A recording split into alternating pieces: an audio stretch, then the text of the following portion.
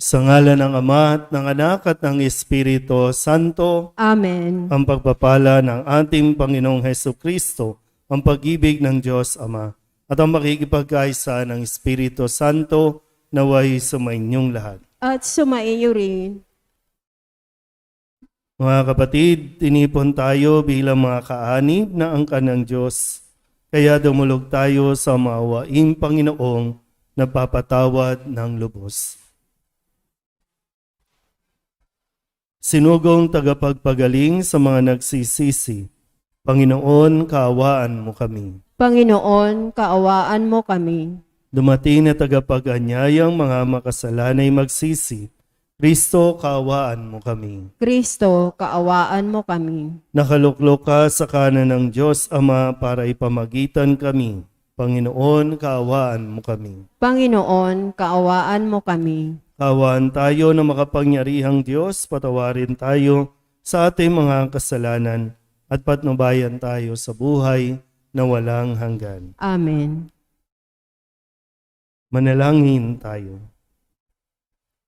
Ama naming makapangyarihan, sa iyo nagmumula ang tanang kabutihan.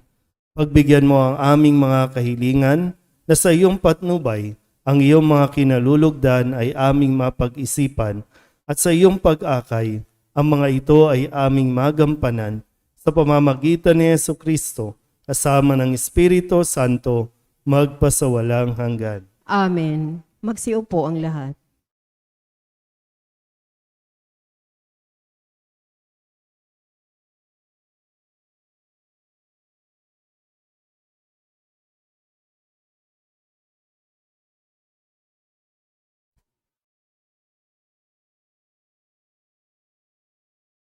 Ang simula ng ikalawang sulat ni Apostol San Pablo sa mga taga-Korento. Mula kay Pablo na hinirang ng Diyos upang maging apostol ni Kristo Jesus at mula sa ating kapatid na Timoteo. Sa simbahan sa Korento at sa mga hinirang ng Diyos na nasa buong Akaya, sumainyo nawa ang pagpapala at kapayapaan mula sa Diyos na ating Ama at sa Panginoong Hesukristo. Purihin natin ang Diyos at Ama ng ating Panginoong Hesukristo, ang mahabaging Ama at Diyos na pinagmumula ng lahat ng kaaliwan. Inaaliw niya tayo sa ating mga kapighatian upang makatulong naman tayo sa mga namimighati. Sa pamamagitan ng kaaliwang tinanggap natin sa Kanya, kung gaano karami ang tiising dinaranas namin sa pagkikiisa kay Kristo, gayon din ang kaaliwang tinatamo namin mula sa Kanya. Kung mamimighati man kami, ito'y sa ikaaaliw at ikaliligtas ninyo. Kapag inaliw namin na kami, kayo may maaliw rin at lumalakas upang mabata ang mga kapighatiang dinaranas ninyo. Tulad namin, kaya't matibay ang aming pag-asa para sa inyo, sapagkat alam namin kahati kayo sa aming kaaliwan, kung paanong kayo'y kahati namin sa pagtitiis. Ang salita ng Diyos. Salamat sa Diyos. Salmong tugunan. Magsumikap tayong kamtin, ang Panginoong butihin, tayo pong lahat. Magsumikap tayong kamtin, ang Panginoong butihin. Panginooy, aking laging pupurihin. Sa pasasalamat, di ako titigil. Aking pupurihin kanyang mga gawa. Kayong naaapi, makinig, matuwa. Tugon, Magsumikap tayong kamtin, ang Panginoong butihin. ang pagkadakila niya ay ihayag at ang ngalan niya'y purihin ng lahat. Ang aking dalangin, dininig ng Diyos, na wala sa akin ang lahat kung takot. Tugon, Magsumikap tayong kamtin, ang Panginoong butihin. nagalak ang aping umaasa sa Kanya, pagkat di nabigo ang pag-asa nila. Tumatawag sa Diyos ang walang pag-asa. Sila'y iniligtas sa hirap at dosa. Tugon, Magsumikap tayong kamtin ang Panginoong butihin. Anghel yaong bantay sa may takot sa Diyos. Ang mga panganib, sila'y kinukupkop. Ang galing ng poon, hanapin masikap. Yaong nagtiwala sa kanya't nagligtas, ay maituturing na taong mapalad. Tugon, Magsumikap tayong kamtin ang Panginoong butihin. Tumayo po ang lahat.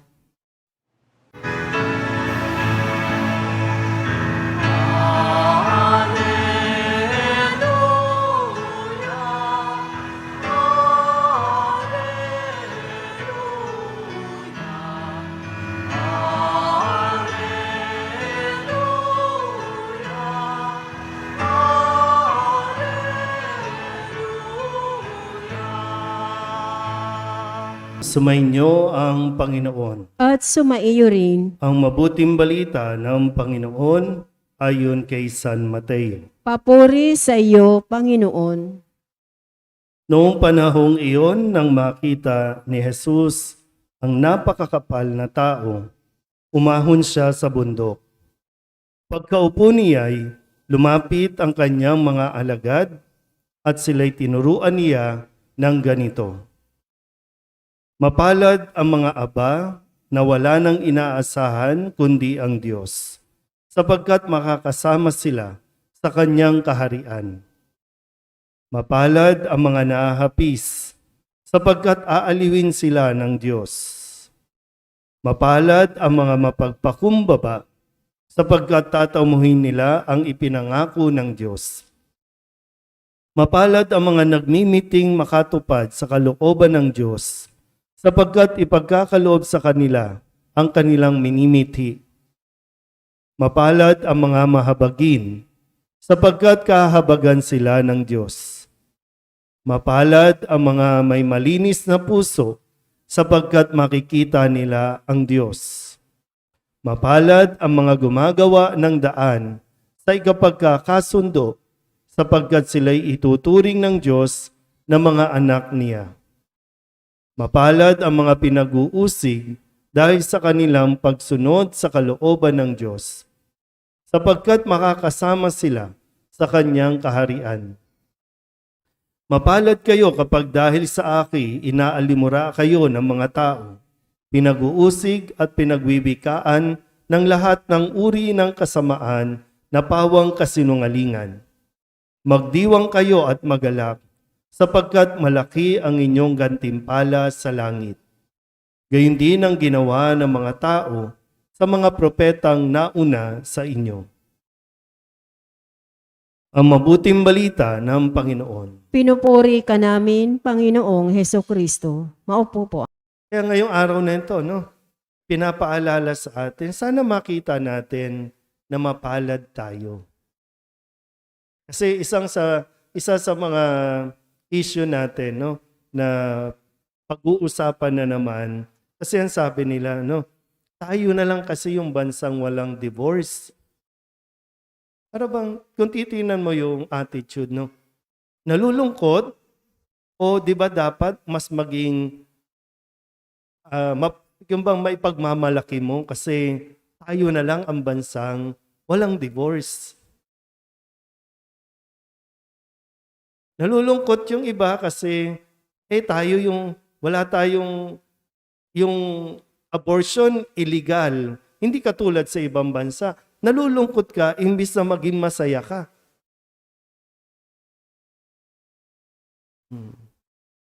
At yan yung problema. Paano mo tinitingnan ang katayuan mo sa buhay? Kasi sinisigaw sa atin dito, makita natin nawa at masabi nating mapalad tayo. Mapalad ako. Sabihin nyo nga po, mapalad ako. Pero totoo ba na masasabi mo yan? Na mapalad ka? Kaya kasi ang sinasabi mo, kasi malas ako sa asawa. Kasi malas ako sa anak. Mapalad ba talaga ako? Kasi nakatira lang ako sa kamba. Mapalad ba talaga ako? Mapalad ba ako kasi yung nanay at tatay mo, vendor? Mapalad ba talaga ako kasi, ano ba? Masasabi mo ba talaga na mapalad ka? Pero sana makita mo ang puntong ito na mapalad ka. Kasi napakaraming bagay na dahil sa katayuan mo, dahil sa sitwasyon mo, di ba? Maraming bagay na po pwedeng masabing mapalad ka. Kung sa katayuan mo ngayon, halimbawa lang po, no? Kung saan ka ba nakatira? Kung doon ka nakatira, halimbawa, sa subdivision, sa isang mansyon, makapagsimba ka kaya? Sa tingin nyo lang. Sa tingin mo, kung hindi siya yung napangasawa mo, mabait ka kaya ngayon?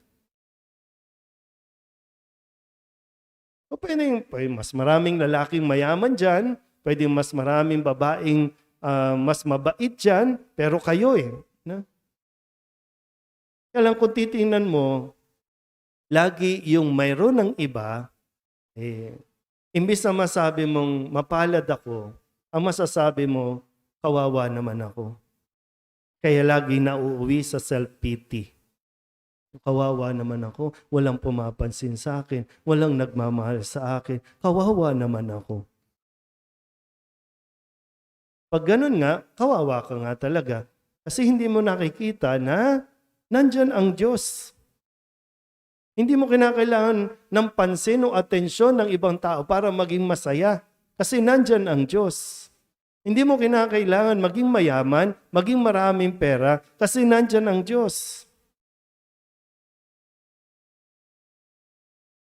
Nasabihin nyo, naku, buti pa yung mga nasa abroad. Ang swerte naman nila. Pero alam mo yung iba sa mga nanonood sa online, ang sinasabi naman, buti pa sila, hindi niya kinakailangang mag-abroad. Kasi buo ang pamilya. Samantalang yung ibang nasa abroad, nagtitiis, kinakailangan magtiis na magkahiwalay para lamang makapagpadala ng pera. Di ba parang, di mo nakikita mapalad ka dahil hindi ka man nakakapagtrabaho abroad, pero buo kayo at nakikita mong lumalaki ang iyong mga anak. Kumpara doon sa iba, no, na nandoon nga nakakapagpadala ng maraming lato sa kanilang mga anak, pero pero hiwa-hiwalay.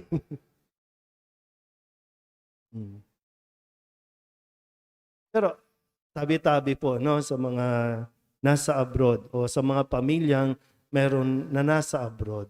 Magkahiwalay man kayo, no? Pero wag niyo sanang tingnan na kayo ay magkahiwalay at hindi niyo na masabing mapalad din. Kasi baka gamitin natin na nasa abroad tayo kaya pinababayaan tayo ng Diyos.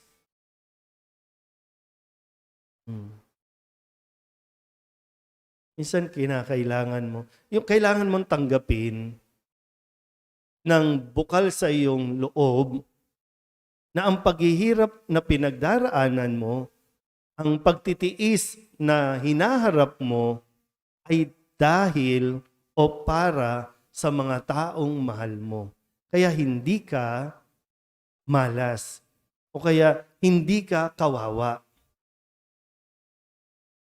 At pag natanggap natin ang ating katayuan, kahit nakakaranas tayo ng hirap, ng paghihiwalay, ng distansya, nagagawa natin hanapin ang dahilan para maging masaya.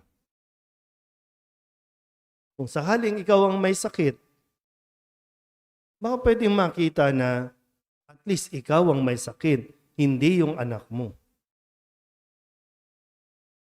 Diba, kung sinabing may sakit ka, at least nalaman mo may sakit ka, mapalad ka, may panahon ka pa para kung anuman o ilang mang taon ang natitira sa buhay mo, masasamantala mo.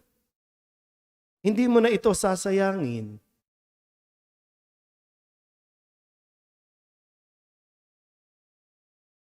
Hindi ko wala alam, no? Kasi sabi dito, mapalad kayo kung inaalimura kayo, inuusig, pinagwiwikaan, pero kailangan nyo tamang konteksto.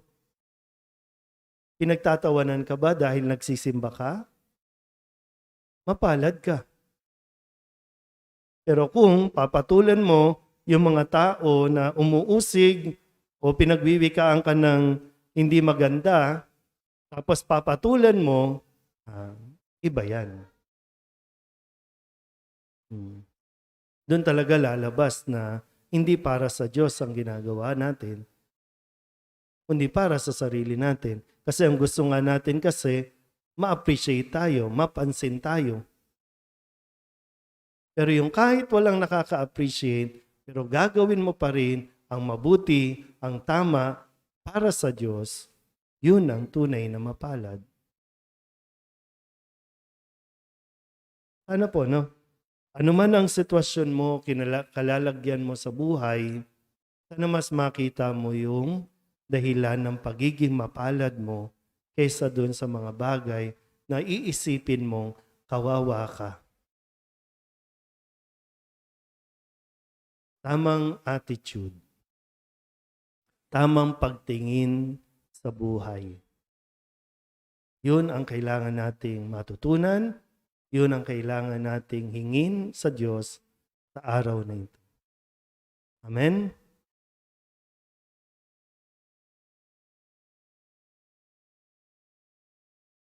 Ang kaligayahan ang pinakamahirap na makamit sa lahat ng mga hinahangad ng tao. Manalangin tayo ngayon sa Diyos Ama para malalim na kapayapaang nagmumula sa ating buong pusong pagsandig sa Kanya. Ang ating itutugon, Ama ng biyaya, maging gantimpala ka namin. Ama ng biyaya, maging gantimpala ka namin.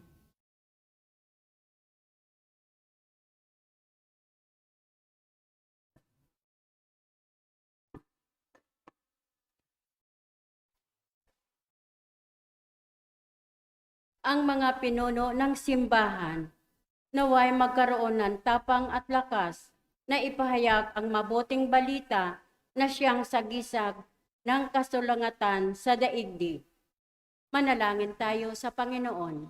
Ama ng biyaya, maging gantimpala ka namin. Yaong mga nahaharap sa mga pag-uusig dahil sa kanilang pagsaksi sa Ebanghelyo, naway makaranas ng kaginhawaan dulot ng presensya ni Kristo sa gitna ng kanilang paghihirap. Manalangin tayo sa Panginoon. Ama ng biyaya, maging gantimpala ka namin. At tinawang isa puso ang turong mapapalad upang maging banal at masaya tayo sa pagtatatag ng kaharian ng Diyos dito sa lupa. Manalangin tayo sa Panginoon. Ama ng biyaya, maging gantimpala ka namin. Ang mga may sakit at ang mga tumatangis sa pagpanaw ng kanilang mga mahal sa buhay, naway palakasin at hilumin sa kanilang kalungkutan at sakit. Manalangin tayo sa Panginoon. Ama ng biyaya, maging gantimpala ka namin. Ang mga yumao, naway magkamit ng kaligayahan at kapayapaan ng makalangit sa kaharian. Manalangin tayo sa Panginoon. Ama ng biyaya, maging gantimpala ka namin. Idulog din natin sa Panginoon ang ating mga personal na kahilingan at mga panalangin para sa ating mga pamilya, kasama ang mga kahilingan ng mga nanonood sa online. Lahat ng mga misang pasasalamat, special na intensyon at mga kaluluwa na hinihiling na ipagdasal sa misang ito.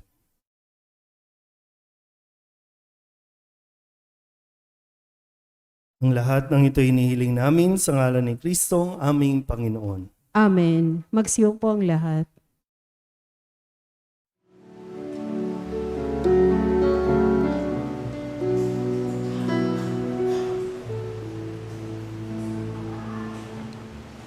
Alay namin aming buhay.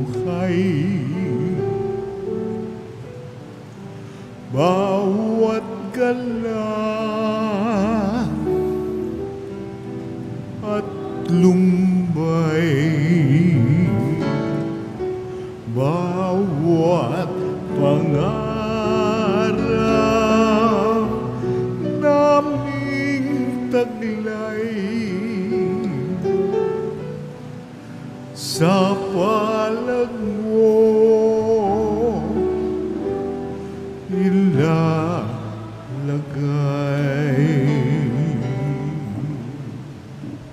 Manalangin kayo mga kapatid upang paghahain natin ay kalugdan ng Diyos amang makapangyarihan. Tanggapin nawa ng Panginoon itong paghahain sa iyong mga kamay, sa kapurihan niya at karangalan sa ating kapakinabangan at sa buong sambayanan niyang banal. Ama naming lumikha, tunghayan mo at kalugdan ang paglilingkod na aming ginagampanan upang ang aming inihahain na iyong marapatin at ang aming pag-ibig ay iyong pag-alabin sa pamamagitan ni Jesucristo kasama ng Espiritu Santo magpasawalang hanggan. Amen. Sumainyo ang Panginoon. At sumaiyo rin, Itaas sa Diyos ang inyong puso at diwa. itinaas na namin sa Panginoon. Pasalamatan natin ang Panginoong ating Diyos. Marapat na siya ay pasalamatan.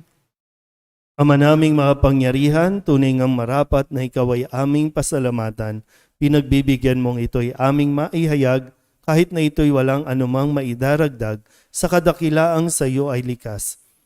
Sa pagpupuri nami ang nakikinabang ay kami ring iyong pinakikiharapan sa pamamagitan ng iyong anak na minamahal. Kaya kaysa ng mga anghel nagsisiawit ng papuri sa iyo na walang humpay sa kalangitan, kami nagbubunyi sa iyong kadakilaan.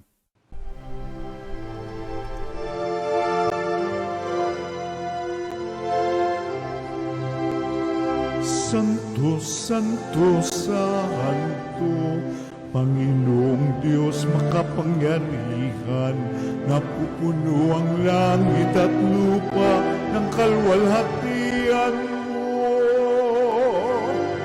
Hosana sa kaitaasan, pinagpalang na paririto sa ngalan ng Panginoon. Hosana sa kaitaasan.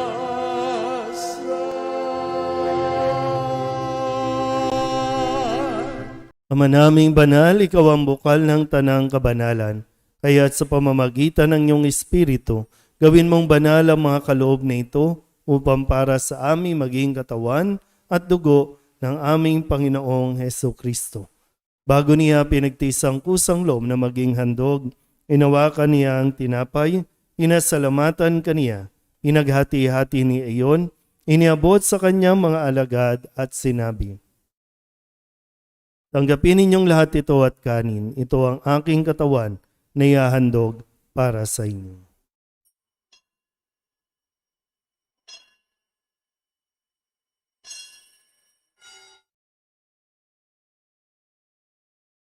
Gayun din naman nang matapos ang hapunan, inawakan niya ang kalis, muli kaniyang pinasalamatan.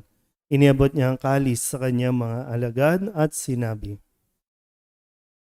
"Tanggapin ninyong lahat ito at inumin. Ito ang kalis ng aking dugo, ng bago at walang hanggang tipan. Ang aking dugo na ibubuhos para sa inyo at para sa lahat sa ikapagpapatawad ng mga kasalanan. Gawin ninyo ito sa pag-alaala sa akin."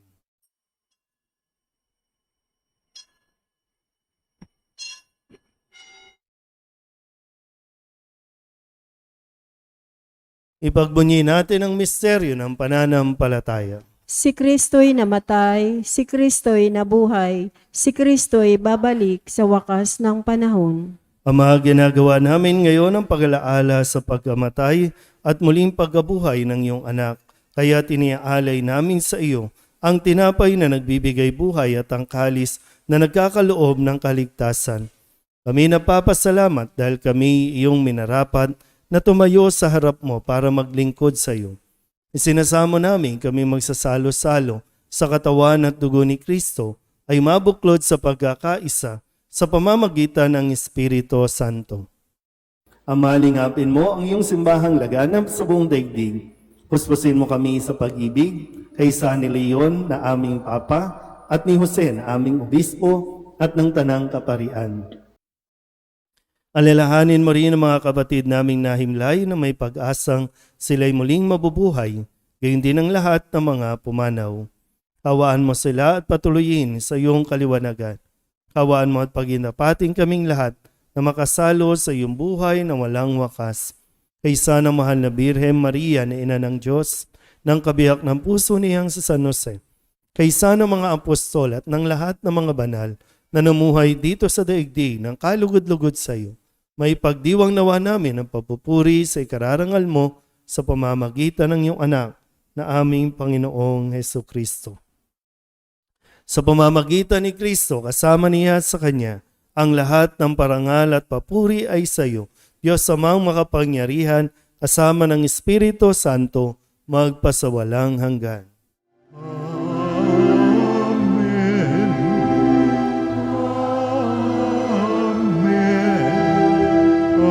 Amen.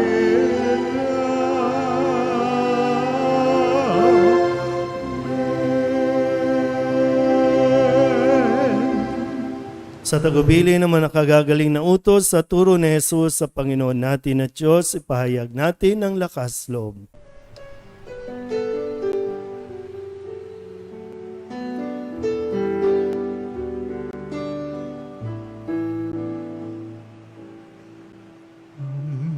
Namin sumasalang ka, sambahin ang ngalan mo, mapasamin ang kaharian mo, sundin ang loob mo. Dito sa lupa para nang sa langit, bigyan mo po kami ngayon ng aming kakanin sa araw-araw at patawarin mo kami sa aming mga sala, para ng pagpapatawan namin sa nagkakasala sa amin, at huwag mo kaming ibang dulot sa tukso, at yadya mo kami sa lahat ng masama. Hinihiling namin kami iadya sa lahat ng masama, pagkalooban ng kapayapaan araw-araw, iligtas sa kasalanan at ilayo sa lahat ng kapahamakan, samantalang aming pinananabikan ang dakilang araw ng pagpapahayag ng tagapagligtas naming si Jesucristo. Sapagkat iyo ang kaharian at ang kapangyarihan at ang kapurihan magpakailanman. Amen. Panginoong Jesucristo, sinabi mo sa iyong mga apostol, kapayapaan ang iniiwan ko sa inyo, ang aking kapayapaan ang binibigay ko sa inyo. Tungayan mo ang aming pananampalataya at huwag ang aming mga pagkakasala. Pagkalooban mo kami ng kapayapaan at pagkakaisa ayon sa iyong kalooban, kasama ng Espiritu Santo, magpasawalang hanggan. Amen. Ang kapayapaan ng Panginoon ay laging sumainyo. At sumaiyo rin. Magbigayan po tayo ng kapayapaan sa isa't isa.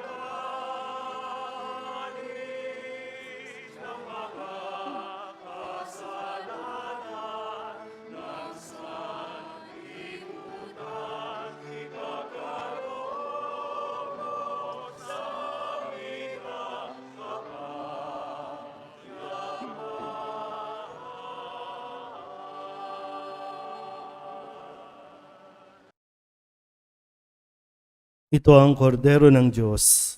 Ito ang nag-aalis ng kasalanan ng sanlibutan. Mapalad ang mga inaanyayahan sa kanyang piging. Panginoon, hindi ako karapat-dapat na magpatuloy sa iyo, ngunit sa isang salita mo lamang ay gagaling na ako. Katawan ni Kristo, Amen.